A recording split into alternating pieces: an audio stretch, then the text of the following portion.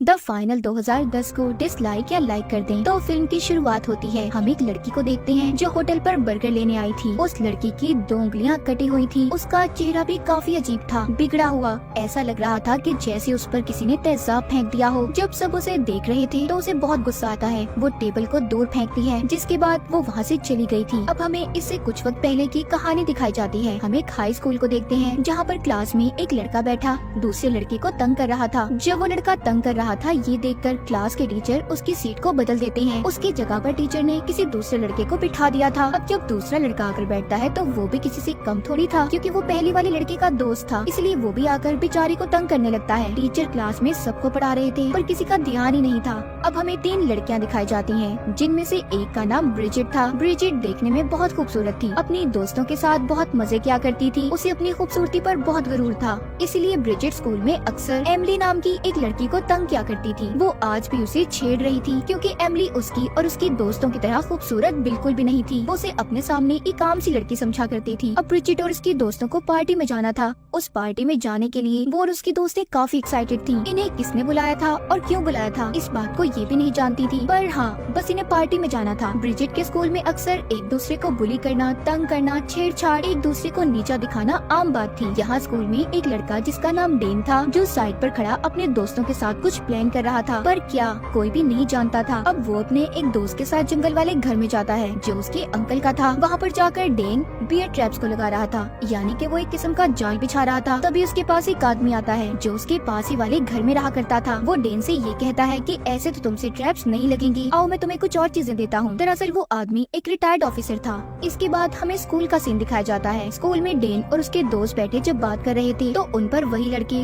जो डेन और उसके दोस्तों को तंग किया करते थे दूध का पैकेट फेंक देते हैं। ये देखकर डेन का दोस्त जब बात करने जाता है तो तंग करने वाले लड़कों ने उसे भी बातें सुनाकर वहाँ से भेज दिया था। डेन और उसके दोस्त अपनी रोज रोज ऐसी बेइज्जती से तंग आ चुके थे, इसलिए डेन ने यहाँ पर पार्टी का प्लान बनाया था, जिस पार्टी में ब्रिजिट और उसकी दोस्तें जाने की बात कर रही थी। जी हाँ, वो पार्टी डेन ने ही रखी थी, पर इस बारे में कोई भी नहीं जानता था जो जंगल वाले घर में थी। ये एक सीक्रेट कॉस्ट्यूम पार्टी थी, मतलब जितने स्टूडेंट जिनको पार्टी में बुलाया गया था उन्हें अलग अलग तरह के कपड़े पहनकर पार्टी में आना था। उधर एमिली अपने घर में रात को बैठी डायरी लिखती है, जिसमें वो ये लिख रही थी कि सब कुछ ठीक है, हालांकि उसके साथ कुछ भी ठीक नहीं था। अगले दिन डेन का दोस्त बाथरूम में कैमरे को ठीक कर रहा था, जो शायद उनके प्लान का हिस्सा था। तभी वहाँ पर वही 2 लड़के आ जाते हैं जो क्लास में अक्सर उसे तंग किया करते थे। वहाँ पर डेन भी आ गया था। जब वो लड़कों से अपने दोस्त को बचाने की कोशिश करता है तो वो उसे भी पकड़कर बहुत मारते हैं। वो उनकी काफी बेइज्जती कर रहे थे और डेन और उसके दोस्त को ये भी कहते हैं कि तुम हमारा मिलकर भी कुछ नहीं बिगाड़ सकते। जब ये लड़के दोबारा डेन के दोस्त को कैंटीन पर तंग कर रहे थे तो वहाँ पर कर्टस नाम का लड़का भी डेन के दोस्त के लिए कैंटीन में उन लड़कों से बहुत लड़ता है और उन्हें मारता भी है। कर्टस एक बहुत ही अच्छा इंसान था, उसने आज तक किसी को तंग नहीं किया था और ना ही कभी किसी के साथ कुछ बुरा। उधर डेन अपने घर में गन्स को चेक कर रहा था। वो अपने एक दोस्त के साथ अपने जंगल वाले घर में जाकर बहुत से कैमरास को लगाता है, क्योंकि जो कुछ ये पार्टी में करने वाला था ये चाहता था कि सब कुछ रिकॉर्ड हो जाए और नेट पर भी दिखाया जा सके। अब रात को डेन और उसके बाकी के दोस्त, जिनमें एमिली भी शामिल थी, सब अपनी अपनी बेइज्जती को बैठे याद कर रहे थे कि स्कूल में सब उन्हें कितना तंग करते हैं। वो दिन आ गया था जिस दिन ब्रिजिट और उसकी दोस्तों को पार्टी में जाना था। ब्रिजिट और उसकी बाकी की दोस्तें पार्टी में जाने के लिए तैयार हो रही थी, मगर एक दोस्त जाने से मना कर देती है, क्योंकि उसकी तबीयत कुछ ठीक नहीं लग रही थी, इसलिए वो नहीं जाना चाहती थी। मगर फिर भी ब्रिजिट और उसकी दोस्तें अपनी दोस्त को पार्टी में जाने के लिए मना ही लेती हैं। डेन और उसके दोस्त भी पार्टी के लिए तैयार थे। वो सभी पार्टी शुरू होने से पहले प्रेयर दुआ कर रहे थे कि शायद गॉड उन्हें कोई इशारा दे दे कि वो जो काम करने जा रहे हैं उससे रुक जाएं, पर उनके साथ ऐसा कुछ नहीं हुआ था। सब यही समझते हैं कि गॉड भी उनके साथ ही है, मगर गॉड तो दूसरे लोगों को इशारा दे रहे थे। जैसे ब्रिजिट की दोस्त की तबीयत खराब हो गई, हालांकि उस वजह से उन्हें पार्टी में जाने से रुक जाना चाहिए था, पर वो तो पार्टी में जाकर अपनी खूबसूरती से दूसरों को जलाना चाहती थी। ब्रिजिट के बाकी के दोस्त भी जब पार्टी में जाने के लिए निकल रहे थे तो रास्ते में एक पुलिस ऑफिसर उन्हें रोक लेता है। ये सब उनके लिए गॉड के इशारे ही थे, पर वो सब तो बस पार्टी में जाना चाहते थे। खैर सब लोग उस जगह पर पहुंच जाते हैं जहाँ पर सभी को एक ट्रक में बिठा पार्टी वाली जगह पर लेकर जाना था। ये सब पार्टी में पहुँच गए थे। पार्टी भी शुरू हो जाती है। यहाँ पर वो लड़का कर्टस भी आ गया था, जिसको इन्होंने पार्टी में बुलाया ही नहीं था, क्योंकि इस पार्टी में सिर्फ उन लोगों को बुलाया गया था जो बुरे थे, हमेशा सबके साथ बुरा किया करते थे।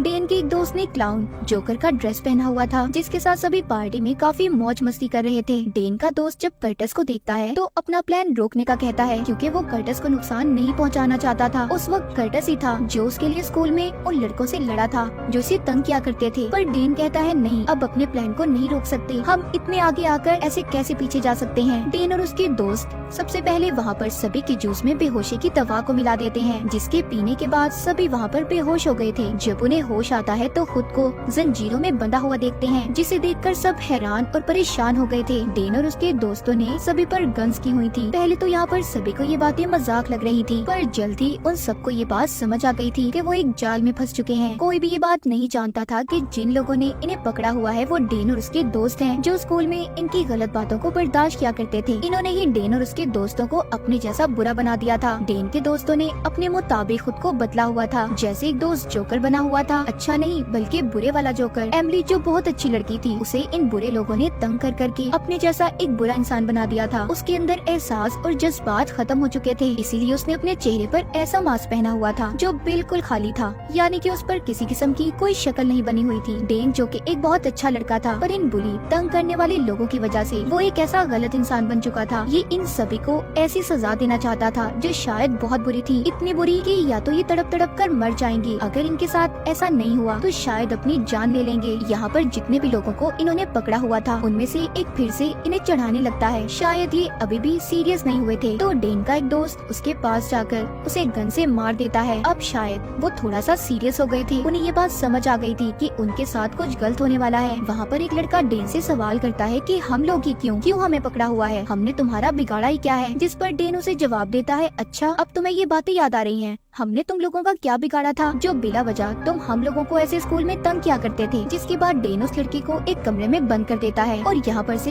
एक और को भागने का मौका देता है। डेन कहता है तुम्हारा हम शिकार करेंगे, अगर तुम पकड़े ना गए तो तुम यहाँ से भाग सकते हो, कोई तुम्हें कुछ नहीं कहेगा। वो लड़का अपने दोस्त को बाय बोलकर मदद लेने के लिए यहाँ से भाग जाता है, पर बाहर जाकर वो उसी जाल में फंस गया था जो डेन ने वहाँ पर लगाया हुआ था। इसीलिए इस लड़के को भी उसी कमरे में बंद कर दिया जाता है जहाँ पर पहले लड़के को बंद किया गया था। इधर घर में डेन सबको कह रहा था कि सोचो तुम सबको यहाँ पर क्यों पकड़ा गया है, याद करो शायद तुमने अपनी जिंदगी में बहुत कुछ बुरा किया है जिसकी तुम्हें ये सजा मिल रही है। ये बातें सुनकर एक लड़का कहता है, आखिर तुम होते कौन हो हमारे बारे में ऐसे सोचने वाले, और तुम्हें किसने हक दिया है ये सब करने का। डेन बोलता है गॉड ने। ये सुनकर उस लड़के को गुस्सा आ गया था, पर वो बहुत ज्यादा घबराया हुआ था। जो कल तक सबको तंग करता था आज उसकी हालत खराब थी। अब डेन का जोकर दोस्त एक लड़की को दवा पीने का कहता है, पर वो पीने से इनकार कर रहा था, इसीलिए उसकी कमर में चाकू को मारकर उसको दवा पिला दी जाती है, जिससे वो मरता तो नहीं पर अब वो कुछ भी बोल या सुन नहीं पाएगा। वो जोकर दोस्त जाते हुए यहाँ से भागने की चाबियाँ कर्टस को देकर चला गया था, शायद वो उसको यहाँ से बचाना चाहता था। वो लड़का जिसको दवा पिला दी गई थी वो शिकार अब एमिली का था। वो उस लड़के के जिस्म बहुत सारी सुइयां चुबा देती है जिससे उसे दर्द हो रहा था,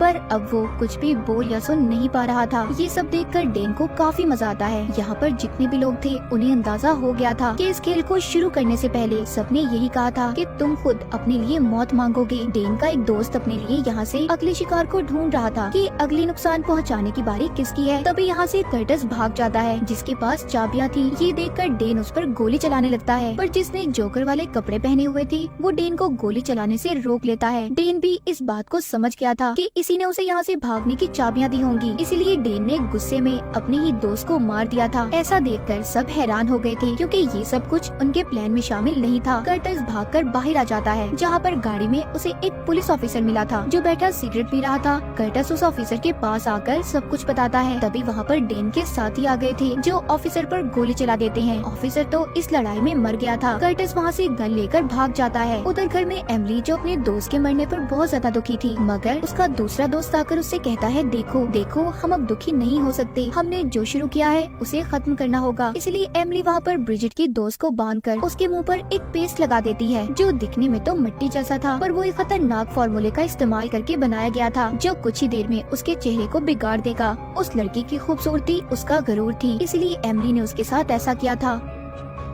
डेन सभी को ऑफिसर के बारे में बताता है कि उनकी मौत हो चुकी है, अब तुम्हें यहाँ पर कोई भी बचाने नहीं आएगा। तभी इधर एक लड़का बोलता है, तुम बुज़दिल कायर हो जो इस मास्क के पीछे अपना चेहरा छुपाकर हम पर वार कर रहे हो। ये सुनकर डेन अपना मास्क हटा देता है। डेन को सब देखकर हैरान हो गए थे कि वो लड़का जिसको हमेशा ये तंग किया करते थे वो आज इतना बहादुर बन गया। डेन कहता है, ये सब बुराई तुम्हारी ही वजह से मेरे अंदर है, तुम लोगों ने हमें ऐसा बनाया है। मैं तो ऐसे ही अपनी जिंदगी गुजार रहा था, पर तुम लोगों को ये बात पसंद नहीं थी। उधर कर्टिस को दिखाया जाता है जो भागकर एक घर तक पहुंच गया था जहां पर वही आदमी रहा करता था जिसने ट्रैप्स जाल को लगाने में डेन की मदद की थी। वो कर्टिस पर गन कर लेता है क्योंकि ऐसी आधी रात को वो आदमी भी कर्टिस को देखकर डर गया था। कर्टिस उस आदमी को समझाने की बहुत कोशिश करता है पर वो तो कुछ समझने के लिए तैयार ही नहीं था। उल्टा वो कर्टिस को गन मारकर बेहोश कर देता है। उधर घर में वो लड़का जो पहले डेन को बातें सुना रहा था वो एमिली से अपनी जान की भीख मांगता है। उसका दोस्त ये देखकर कहता है, ऐसा मत करो, वो यही चाहते हैं कि हम उनके आगे झुक जाएं। अब एमिली की आवाज को भी ब्रिजिट ने पहचान लिया था। जब सब कुछ सामने आ जाता है तो सभी अपने मास्क को उतार देते हैं। ब्रिजिट कहती है, हमें नुकसान पहुंचाकर तुम्हें क्या मिलेगा? ये सुनकर एमिली कहती है, वो ही जो तुम्हें मिलता था, मैं तुम्हें एक शर्त पर यहाँ से जाने दूंगी, अगर तुम अपने दोस्त की 2 उंगलियां काट दो। ब्रिजिट कहती है, नहीं, मैं ऐसे किसी को नुकसान नहीं पहुँचा सकती। हालांकि ये बरसों से